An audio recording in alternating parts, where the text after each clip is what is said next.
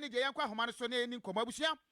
kofo abreso fi 2007 2008 mo baabi ana mpanfo etwa homa mu se ye Sofoline Interchange womo yesase kwese de IGF na se Ghana ya sika na omampani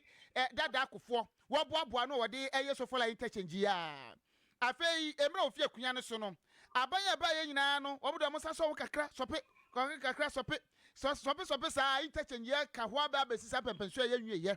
ene yesensiesie bi koso eye baabi na abuo ane yesiesie anase de na asie ye Anthony Nana awuku denchemwo wo benyina che wabo be ma din papa wo enhira ne wo e de na asi wo Sofoline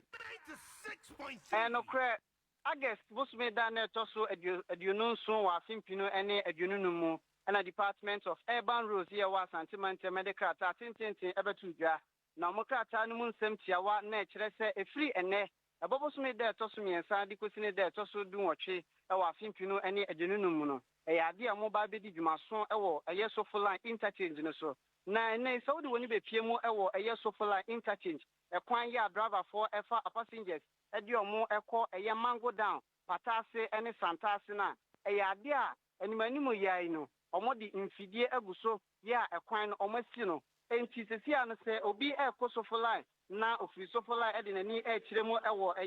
santase a wahye se odin ni ebe kire bekwai anase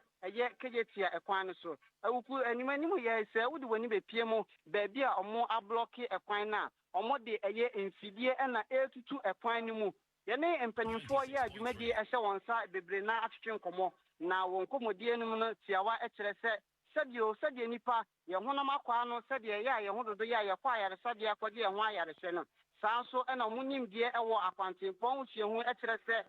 interchange no baabi a de kɔ santase no baabi honam a week photocasem no ntine ho abehia se wode na wɔtwe mienu esi wɔ na ene na dwumadie no ɛhye ase na sɛdeɛ etwaguo ɛwɔ Lawson TV ene Lawson FM no mfidie na wode eyiyi ekwanum baabi a ayese portals kakra ebam anase nnade baabi a awewe naache baabi a yebeka se ɛhɔ etiatie na ensuo entumi enfa hɔ no we nyina eka anamontu a ene oba omuntu ɛwɔ ha na wuku se ufiri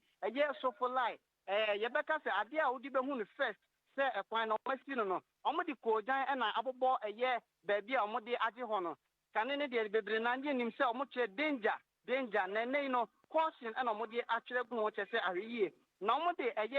franka mienu kokɔ baako na green baako kokɔ no omodi agina hɔ no a ɛkyerɛ se emma driver ni bia emfa na green no so ɔde akyerɛ baabi a sia wayi kwan na ato yene a driver fo ni bi adi nkomo bebre na kase na omonya we se adwumadi ebekɔ so na emom ebinom aka asidia se Lawson TV de esanse enye omo ano omo nam yetidie so enya ne ntie se ne dwumadi bi se ebekɔ so ene adwadifo pii na so adi nkomo na omo nkasa yimu no ekire se esanse interchange na enhyada emben ba di omu di dwane ntino enya de a affect omo sa omo kire ma edwadie ekɔ so na ukuma memfo we entwato minim se omo tie radio no bebisa se akoba se no traffic FM etisen se wode woni be pie mu ba bi omo si ekwan ya me kire ekwan ya driver for efa so ede kɔ santase na mamembo empanyifo aba so efiri se traffic bia enya NST ewo hanom na emum no drivers ni bi na omo kire se business na slow down kakra ewo ha enti so far there yebeka se dwumadie no ekɔ so tote ewo hanom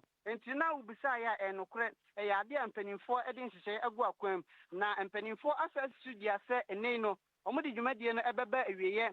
September ne boso me ne da to so dunwotwe enti yeguso ewa atwenyem na ye hye tiefo ne arefo bo se bibia ebefa ekwan ho asiesie bi ebeto fom no asem bi efa ho se ye ntate akoma kora efa ho no ye de beso ye tiefo enyina Abranti Anthony awuku nyamenya otatalabu report na de mami Phyllis ano me da se pa wate enti Anthony de Sofoline report na de amaye na yebekɔ na ye ne engineers atwe nkomo engineer Tapoku ene mpanyfo ahodo pina na ye ne ombedi nkomo a yeguso etoato ahoma ye nsa komo ye bese ehwe se anya bia no mi hu se sa repairs